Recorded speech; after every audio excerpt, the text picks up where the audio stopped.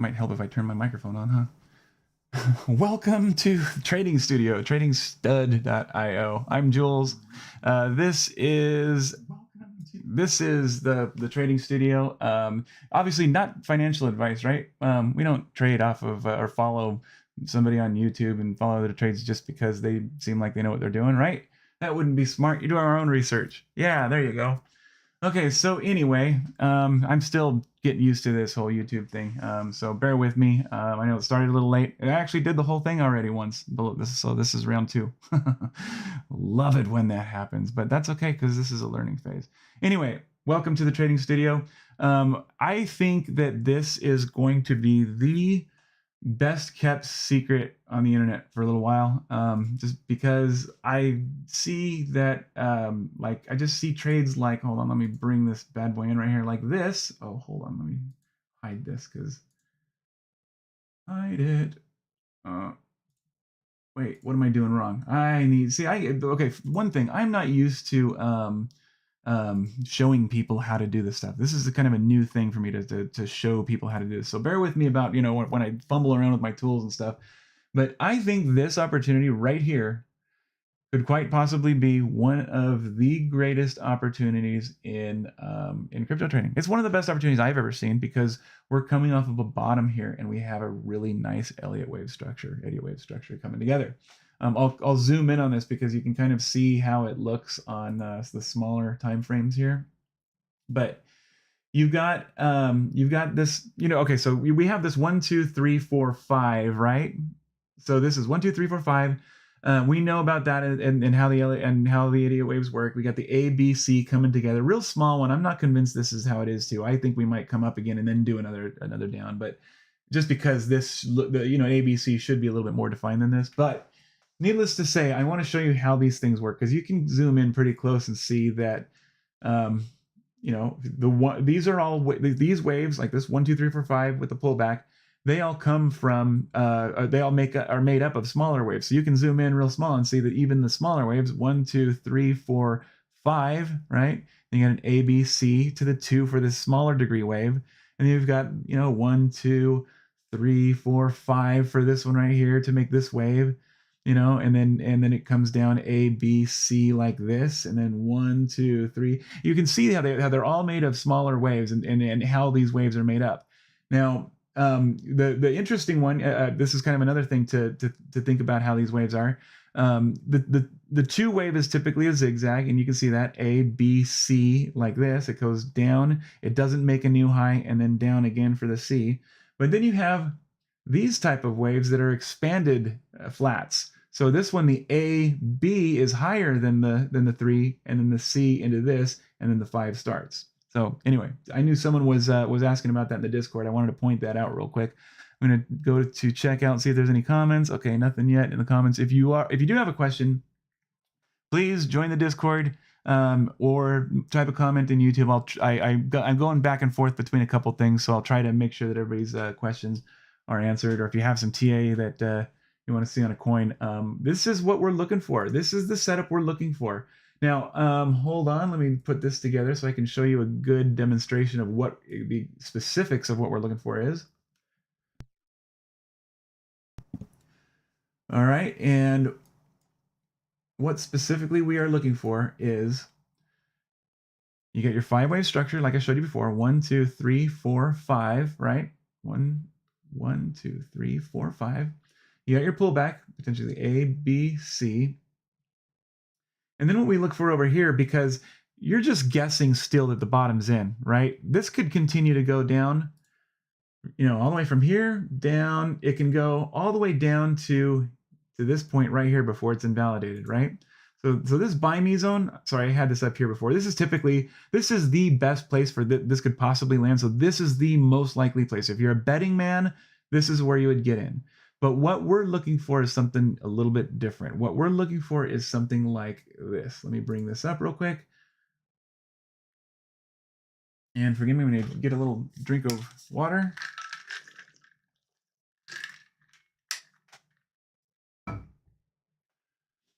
Okay. Bring this back up here because this needs to be shown on the smaller time frames too.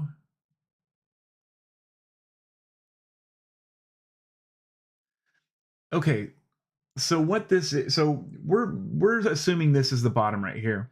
The best possible trade entry is not exactly this point. I mean, if you did get this, then good on you. It was a lucky bet, but it wasn't calculated. Okay, you got lucky, and you had a potential that the bottom could have gone all the way down before to this before it would have invalidated. And this is a big fall. This is a fall of about 14%. So that would have, if you had a high leverage, that would have been a mess. You don't want to do that. So what we look for is this. When it hits, after it hits its bottom, and it doesn't have to be here, it could be here, or it could be all the way down here. It comes down and it makes its bottom right here. Then it comes up and it makes another 5-wave structure on a smaller degree. 1, 2, 3, 4, 5. This is bullish. If you see from here that it comes down again and makes a B, C like this, this is your entry right here. This is the best possible entry right here.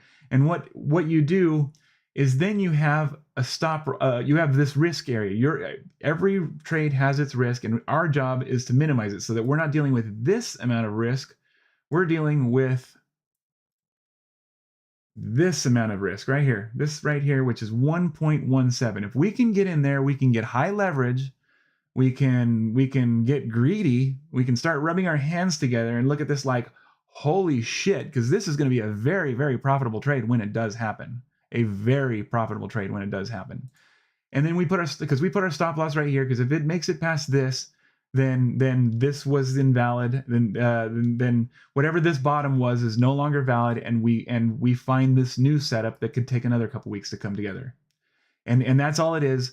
It's a patience game. This is a patient game, but the upside to this is freaking incredible. I have to tell you, like, let's just calculate the potential upsides to this, okay? Let's just say that this thing does what it's supposed to do and play by all the rules, right? Then what you're going to have on your hands right here is this trade, which the minimum it's going to hit is about 11 cents. That's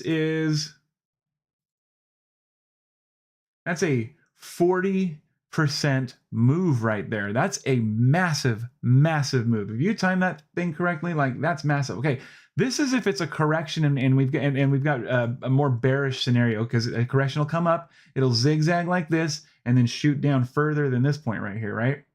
That's what happens in the worst, the bearish setup for this.